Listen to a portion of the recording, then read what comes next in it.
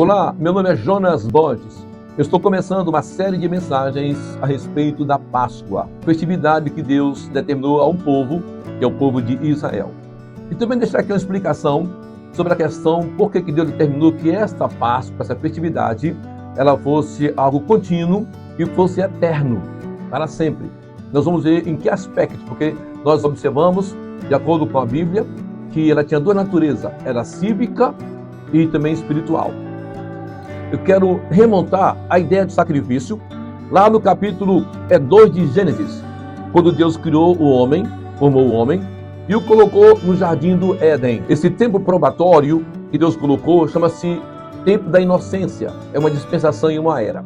Era é o tempo contado em números, por exemplo, de 1 a 10, de 1 a 20, de 1 a 30, é uma era. O que é dispensação? São fatores morais que acontecem dentro desse tempo. Por exemplo, um século é uma era. O que aconteceu dentro desse tempo? As questões políticas, as questões cívicas. Então, Deus colocou o homem no jardim. Esse jardim estava ao oriente do Éden. O Éden, que significa a presença de Deus, era como que fosse o espaço de Deus na terra, físico. E ele coloca no espaço dele, na sua jurisdição, ele coloca um espaço para o homem. E a Bíblia diz que do Éden, que são duas coisas distintas, um espaço de Deus e o espaço do homem. Do Éden saía um rio. E não existe nome nesse texto aí sobre o rio. Por que não tem nome? Por que ele está sem nome? Porque tudo que está em Deus é mistério. O que é mistério? Mistério é mistério, evidentemente. Agora, depois que ele sai de Deus, ele se torna revelação. O inimigo, Satanás, ele não ataca mistério porque ele não tem armas. Ele não sabe como atacar um mistério. Então, ele não teve acesso ao Éden, ele teve acesso ao jardim. E sai do Éden um rio sem nome. Quando esse rio sai, ele vai em direção ao jardim. Aqui nós já vemos que Deus já quer se relacionar com o povo, com o homem, com a mulher. Já cria meios para se relacionar. E esse rio sai e ele se desemboca lá no jardim, se transforma em 4 braços. Rio Pison, Gion, Hidekel e Eufrates. O que significa Pison? É a extensão de Deus, lá do Éden ao jardim, é a extensão de Deus ao homem. Gion é a graça de Deus ao homem. Hidekel significa a voz suave de Deus ao homem. Foi no rio Hidekel que o anjo apareceu para Daniel, quando ele estava na beira do rio Hidekel. E Eufrates significa seja próspero. Então esse rio, que nós sabemos hoje que é Jesus, é a extensão de Deus ao homem, é a graça de Deus ao homem, é a voz de Deus ao homem e também é a prosperidade de Deus ao homem. No jardim, havia uma determinação que Adão e Eva não poderiam comer de um fruto, somente de um fruto. Lá tinha a árvore da vida, tinha muitas árvores, muitos frutos. Deus disse, não come um fruto apenas, um fruto. É do conhecimento do bem e do mal. Porque no dia que você comer, você vai morrer. Então, aqui a gente entende que a morte, que é um espírito, já estava lá, mas não tinha vida. Até parece um paradoxo dizer que a morte não tem vida, mas ela é um espírito. Ela não estava ativada, mas estava lá. Porque Deus disse, se você comer, você vai morrer. E a gente sabe da história. E Adão, ele e Eva comeram e foram destituídos da glória de Deus. E aqui começa agora a ideia do programa de Deus a respeito da Páscoa no futuro, que é a morte de um animal.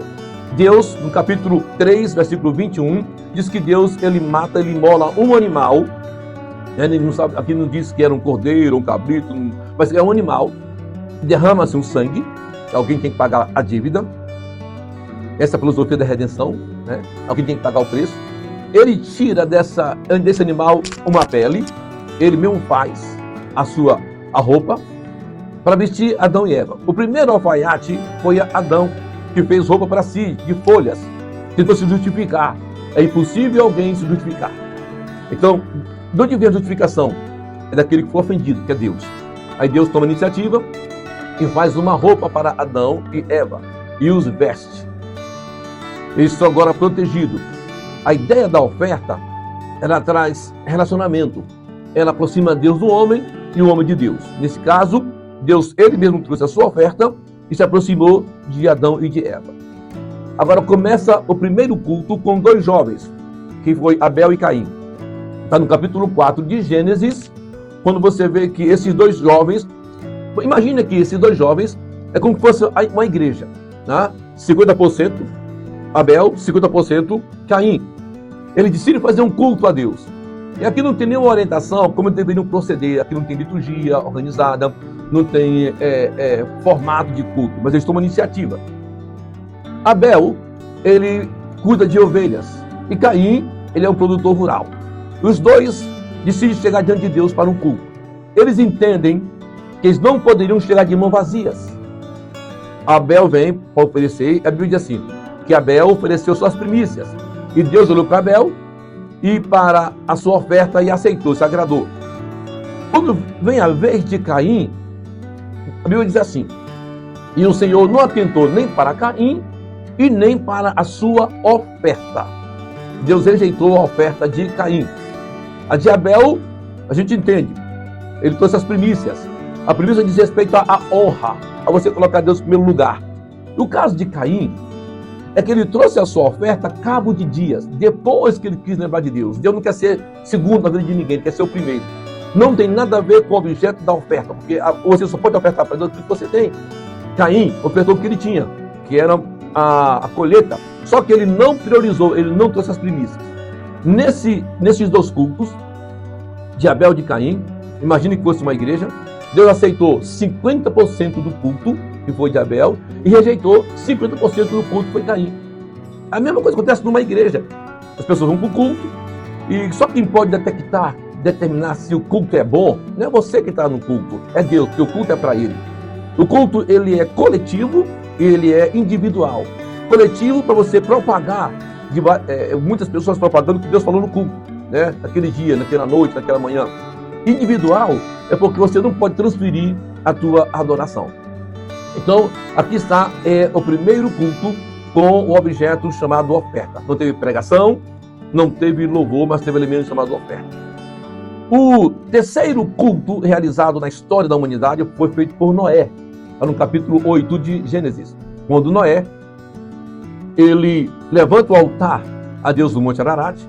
Essa oferta que ele vai oferecer a Deus é uma oferta de ação de graças, porque a oferta na realidade tem esse sentido, é ação de graças, porque veio o dilúvio, a maldição, a sua família foi preservada, e agora ele oferece a Deus um culto, abençoando agora a nova terra.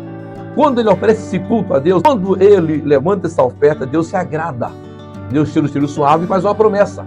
Essa promessa, então, chegou até nós, hoje, essa bênção. Ele diz que quando a terra durar, vai haver semente, vai haver colheita. Vai haver calor, vai haver frio, vai haver dia e vai haver noite. Então, toda vez que Deus se agrada de um culto, esse culto ele precede de uma bênção, de uma palavra de Deus em nosso favor. A quarta pessoa que fez um culto a Deus, já fiz um vídeo sobre ela, você pode ver no YouTube aí, falo sobre Abraão, né, que ele fez um culto em Siquém, em Betel e em Hebron. Está no vídeo já, que você pode depois aí olhar no YouTube e encontrar essa mensagem sobre as 3 características da terra de Canaã, ou das bênçãos de Canaã. E aí começa a primeira ideia do culto a Deus. Começou com Abel, Caim, Noé e Abraão. E eu encerro aqui, e nós vamos começar a segunda parte, já falando sobre o programa de Deus que se inicia a respeito da Páscoa. Esse assunto está aqui nesse meu livro, O Silêncio de Deus na Cruz. Você vai receber também informação de como adquirir. Tá? Essa aqui é só uma pincelada para você entender. Aqui está de maneira mais profunda esse assunto.